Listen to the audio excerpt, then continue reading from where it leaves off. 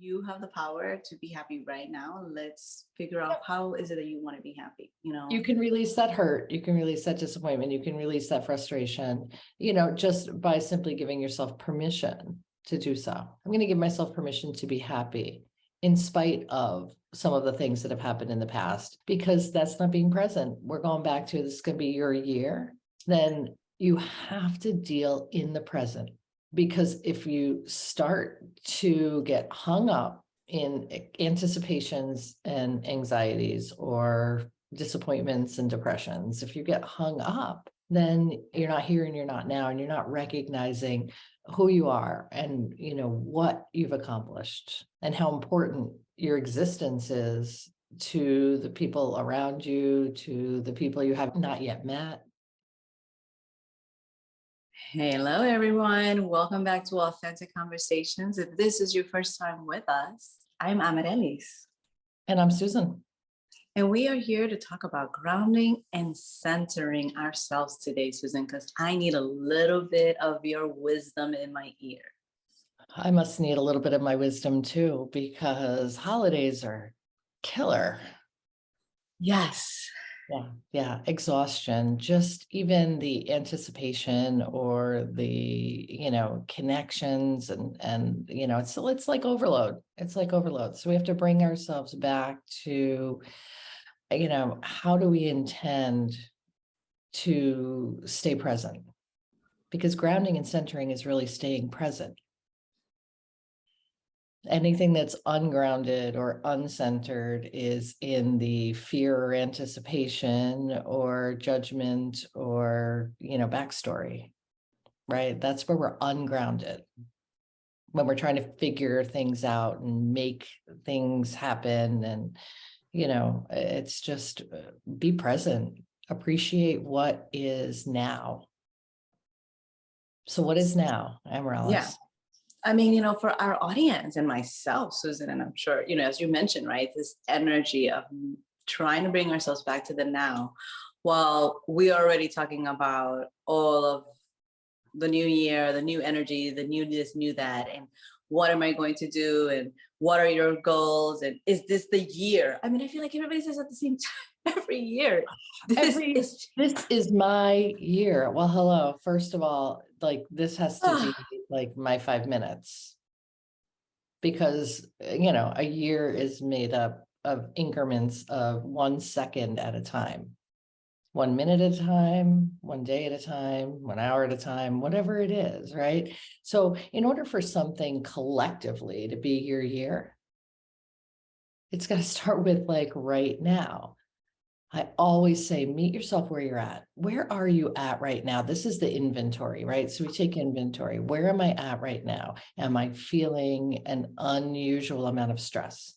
Am I feeling like I'm being, ripped in half, or, like I have way too much on my plate? Those are the things we have to pay attention to, because if this is going to be your year, right, then this has to be like your moment. So if you can't meet yourself where you're at, and you have all of these unrealistic ideals and expectations, not hopes and dreams, but unrealistic ideals and expectations, and you want to get to the finish line before you become present, it's not going to happen. It's not going to happen. So you have to take care of yourself right now in order for all of those things to unfold. So if you're spread too thin, if you are, giving too much and not taking care of yourself, if you are, not practicing what is right for you, be it, yoga, movement, energy work, meditation, slowing down, positive self-talk, surrounding yourself with the people who lift you up. If you're not doing any of that in the now, then how the heck is this going to be your year? I mean, it's just, honestly, I survived. I feel like sometimes I tell myself I survived as a mom, the Christmas expectations that I keep working on every year to just remind myself that loving them and being there for them is enough. And, of course, I go down the list. Am I spoiling them? How am I getting these kids in the right direction and to know what the meaning of Christmas is and what is the meaning of Christmas for me? I have so many triggers, and it's gotten better throughout the years by doing the work, Susan. I mean, this year I gave myself that moment that I needed, because I felt it, where I needed to just cry. And I, like you said, reach out to the person that's going to be there for you. And I reached out to a girlfriend who always makes me laugh. Yeah. And she just said, she held space for me. And she goes, is everything all right? And I said, shit, I shouldn't even be complaining. Yeah. But I'm feeling these emotions right now, and I just got to let them out, because if I don't, I cannot, if I don't fill my cup, how am I going to survive? Well, it becomes the Christmas roller coaster, right? It becomes this, highs and lows. Did I get it right? What's happening around me? What are people paying attention to? Like, you have to get off that roller coaster, because it's not about what other people's experiences are. It's really about what is your experience, Yes. But and that's also like, I feel like for me, and I'm not sure if our audience was the same way, or people who do the work, but I know for sure. Oh, you're changing colors. I'm changing colors. Sorry. I feel like I'm yellow today. Sorry. Oh, the lighting in my room is, see, like I'm worried about the wrong things. It's about Christmas. It's not about how yellow you look. But no, like your version of Christmas and what you're creating with them is memories. It's not about the things. Yeah. But, when you already have your own childhood trauma, which I know it's there for me, and that's why, bless you, I had to give myself the time and opportunity to just let it out. And still the energy got crazy at some point where, I wasn't even happy with my partner, and I was feeling angry, and I had to keep talking to myself and my inner child. So let's talk about our inner Well, child. first of all, let's go back to, that's not Christmas. That Right. Christmas No, was I know that's not Christmas. That's just a lot of history. Yes. But Christmas is the trigger for you, because Right. there's a wound in your inner child surrounding holiday disappointments, let's call it. And the holiday disappointments probably have very little to do with things and more to do with people. So who was present for you? Present, gifts, right? The gifts are in the token. The gift is the token, but the meaning behind the token is the love and appreciation and the honoring and respecting, right? So we've gotten like way far away from that, like whatever it is, if you love me, you'll spend more money on me. I don't know where that equation came in, because if you're thinking of me, you will show your love and affection with a token or a gift or a present. And really what it is being present for each other. That's why the holidays are really hard, because people don't know how to be present or hold space for each other. They either want to fix everything or they want to avoid everything. So the real gift in the holidays is working through your stuff while other people are present for you, including the ones that trigger it. And then being present for the new ones, like your children have no idea what happened to you in your childhood. Right. They don't. But how you respond to the holidays dictates how they'll respond to the holidays, because you're setting the pattern of what holidays mean. If holidays are stressful for you, then you're creating an atmosphere of stress around the holidays. So they will naturally take on the ideal that holidays are stressful. That's how we pass it along. Yes, breaking the patterns and and creating new traditions. Yes, doing things totally different than everybody else, so that way there is no comparison. But we're such a culture. I mean, even, this with the new year, you feel like if you're not glammed up or if you're not drinking, if you're not a party, how do you bring in the new year? I mean, Susan, I brought the new year in my pajamas, barely had one eye open. And my kids kept trying to find the free Times Square screening and kept saying, we need cable. And I said, honey, we don't have cable and we're not getting cable for New Year's, relax. Times Square, right.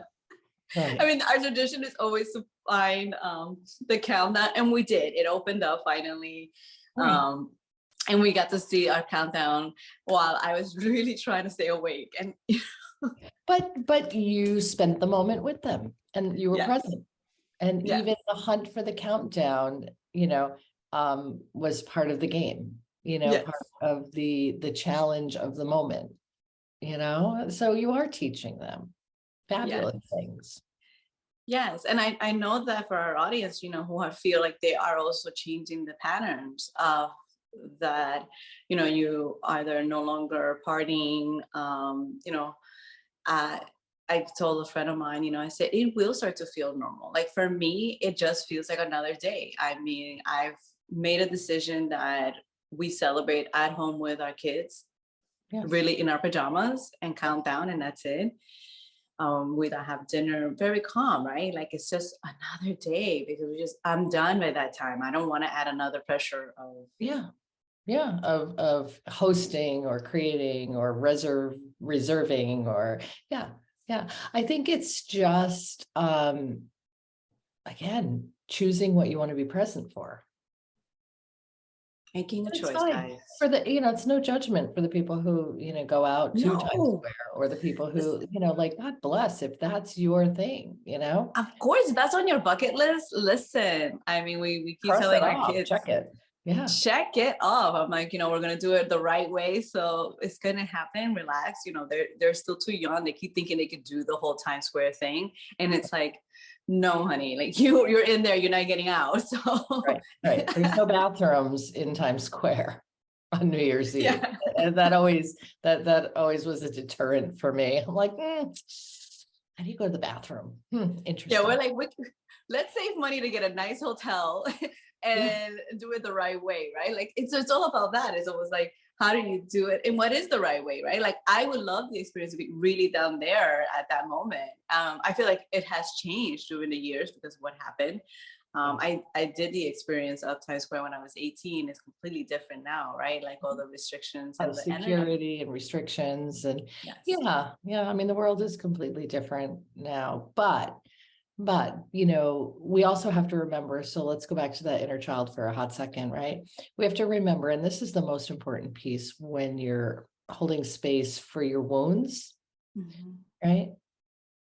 You aren't the same person that you were when those wounds were created. So the stories that you have surrounding those and your lack of power or your lack of, feeling included, isolation, whatever those are, don't have to dictate your experience because you are very resilient and much stronger and you've, learned so much. So when you come into a point where there's a trigger, you have to remind yourself that that was the best that you could do with what you had in that moment, but you have more now.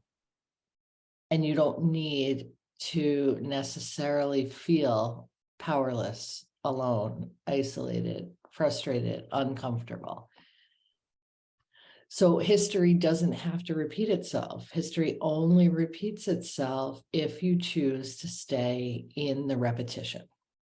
Yes, because you will find the triggers and then stick to them because that feels comfortable and create that argument or that disagreement and that energy where you're unhappy. Discomfort, discord, disappointment, all the disses. Yeah. You're dissing and then you're there and you're like, because that's what feels comfortable. And trust me, I'll be a witness. I had a couple of days where I couldn't get out of it. Couldn't get the heck out of it. I wasn't as deep down the rabbit hole as I've been before. Because I've been doing the work. Yeah, you're not the same person you were. I'm not the same person. And I said, I said, Amaryllis, you gotta get out of this. I mean, what else are you gonna do? You want to completely stay mad for the rest of the new year, like the coming up Yeah, days? Like, you yeah. have So choices, I but have you have choices. choices. I have two Yeah. And choices. I had to change the energy. I could Go stay out to in. dinner, change, get dressed, do what you have to do, reconnect with that person or with yourself, because sometimes it's not even the other person, it's more about you.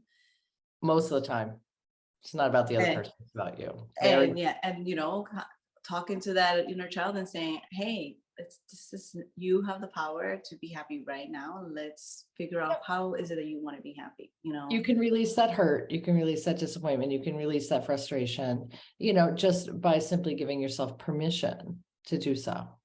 I'm going to give myself permission to be happy in spite of some of the things that have happened in the past, in spite of, because that's not being present. We're going back to, this is going to be your year.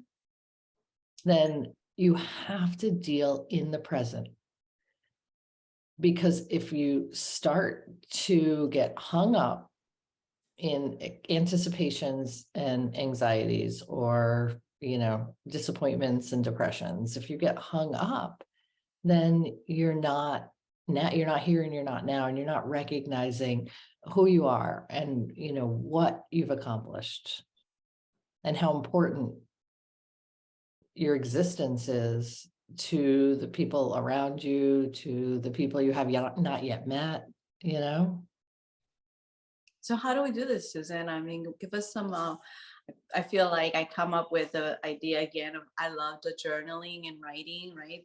Doing a list of the things to the most minimal thing of, like, I have a pair of socks, kind of gratefulness list, Yeah. so that it can bring you back to going awareness of being here in this moment and grounded. So gratitude journal is great. It's a nice reminder to, check the box on 3 things, or list 3 things every day that you're grateful for, whether they occurred during the day or, came to your mind, whether it's people or places or objects or things, or I always love connecting with the breath, right? See, every time I connect with my inhale, so I know I'm breathing all the time because I'm alive, right? So breath equals aliveness. So I know I'm breathing all of the time, but there's those moments where you connect with your breath and you're like, oh yeah, that's an inhale, right? And the inhale reminds me that there are trillions of cells working in unison like magic to create my being, right? That's now. That's now. So all the things I think I'm not, my inhale can remind me of all the things that I am. And when you remember who you really are, and the fact that you are doing the best you can right now with what you have and what you know, and your goal is to continue to do better. So my goal for this year is to take on, my goal for today, forget this year, right? I don't care what day it is. My goal for today, and when I wake up tomorrow, it'll be my goal for tomorrow too, is to be a better version of myself. So when I know better, I do better. So every day I want to learn something that helps me be better. So some of that learning comes through adversity, some of that learning comes through discomfort, some of that learning comes through joy, some of that learning comes through experiences, some of that learning comes through being with myself. So your plan is, right, if you want to access this place called present now here, right, is to just start noticing. I'll give you an example. We were driving the other day. I was in the car with my mom and my niece, and we just turned right, and I was actually driving. So, and I was like, oh my God, I slammed on the brakes, right? There were these monarch butterflies, like a whole swarm of them. I mean, there had to be like 8 or 10 on this one bush. And I mean, it was just so beautiful to watch them play with each other, and, the other people in the car were like, wow, how did you notice that? And I'm like, I'm noticing everything. You know what I mean? Like Mhm. out of the corner of my eye, I saw a movement. It created a curiosity, which created, like a very special moment. And it's like, that's being present. Most people are in their own head. They're driving down the road. They're thinking about all of the things, or worried about all of the things, or wondering about all of the things, or, and you're missing what's happening right in front of you. So it's a perfect example of being present. So when I'm driving, I know where I am. I'm noticing, and I'm noticing the things around me, and I'm seeing, and I'm absorbing, and hopefully I'm noticing something that enriches or enhances or makes me better every day. So my goal for today, or for the next 5 minutes, is to become aware of something that, will make me better, and connect with my breath. And when I connect with my breath, I'm reminded how powerful I am. So, guys, let's connect with our breath. When you're feeling this tingling energy, you're just kind of like, I don't know what's going on, go for a walk, get grounded. We talked about grounding and being present, and grounding, taking off your shoes and feeling that energy on a grass field or concrete if you are in a hard city. And just take Lay it right on the in. ground. Lay right on the ground. Lay down and come, bring that breath back to the center. Even in And the then, cold of the winter, you can feel the warmth of the sun. You have to remember that. mm, yes, yes. And you have the power. You have the power, you have the connection, the energy, right? The vortex that will bring in the right energy. Just like if you found us for the first time, then welcome to the vortex of authentic conversations. And you can find us on anywhere that you listen to your podcast. If that's the easier way, while you're taking a walk, you're listening to us. We have beautiful guests coming in, and this year is going to be an exciting one with more new members coming in or repeated guests.